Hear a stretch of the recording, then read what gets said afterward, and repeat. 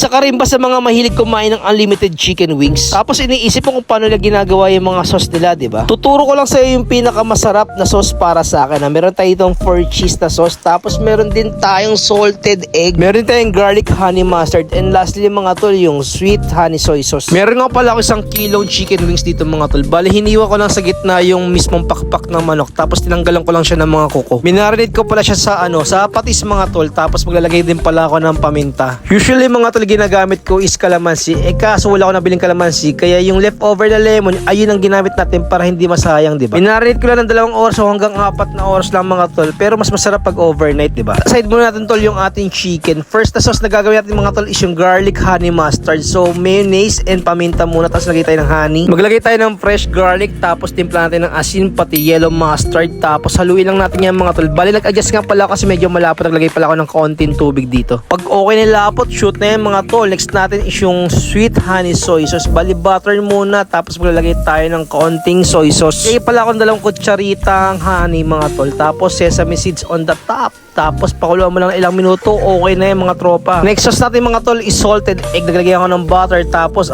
spring onion mga tol. Naglagay rin pala akong 2 pirasong salted egg. Dinurog ko lang ng bahagya, tapos naglagay rin ako ng kaunting gatas para medyo creamy yung ating sauce, diba? Tapos naglagay ako ng spring onion on top, tapos okay na yung mga tropa. Lastly, gagawa tayo ng 4 cheese na sauce mga tol. Bali, ang cheese ko is mozzarella, cream cheese, meron akong cheddar cheese mga tol, pati shredded cheese. Tapos takpan lang natin hanggang maluto lang yung ating keso. Ayan boy, tignan mo naman yung keso natin, napakasarap, diba?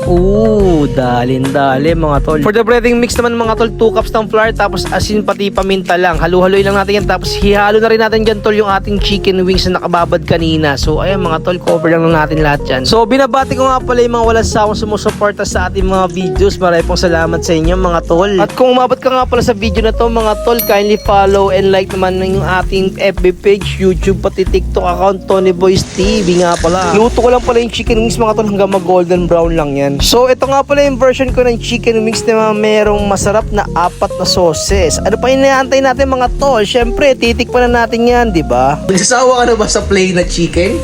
Try mo to, may ginawa nga pala yung 4 na sauce mga tol. Una natin yung 4 cheese. Ayun tol, oh. Honey garlic mustard.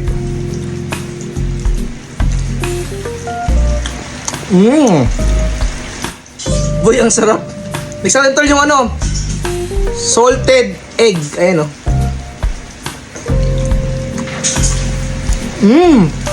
Lastly mga tol, honey soy sauce.